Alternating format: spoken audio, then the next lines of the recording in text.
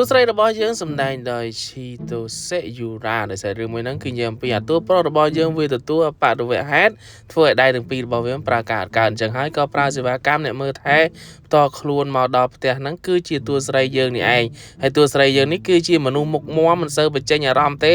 ណែនាំខ្លួនហ្នឹងក៏មុខមាំបែបថាឲ្យធ្វើអីធ្វើហ្នឹងហើយក៏មានការបកគលកណ្ដឹងឲ្យអាតួប្រុសយើងថារាល់ពេលដែលត្រូវការតួស្រីយើងគឺចុចកណ្ដឹងហ្នឹងមកហើយអញ្ចឹងណាហើយអាតួប្រុសរបស់យើងគឺដៃវាហ្នឹងសឹងកម្រើកមិនកើតសូម្បីតែស៊ីបាយហ្នឹងក៏តួស្រីយើងអ្នកបញ្ចុកឲ្យដែរដល់ទៅថ្ងៃនេះគឺជាថ្ងៃដែលថាវាយូរមកហើយ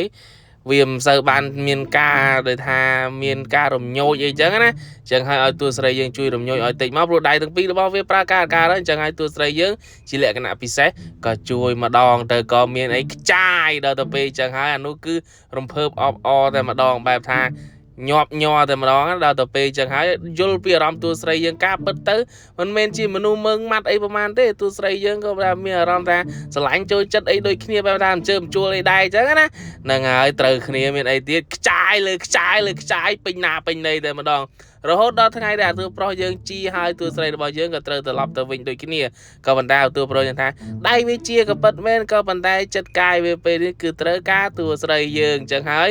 សេវាកម្មតួស្រីយើងវានឹងបន្តប្រើប្រាស់ទៅមុខទៀតរៀងរហូតទៅហងបែបថាខ្ចាយលើខ្ចាយបែបអេមលើអេមតែម្ដងតួស្រីយើងគឺជាមនុស្សដែលមានបទពិសោធន៍បែបថាអេមអសបស្វាយលើចូលឡើងជាលីកូកុំភ្លេចទៅសើមើលហឹបចូលចិត្តកុំភ្លេចចុច like ចុច follow ផង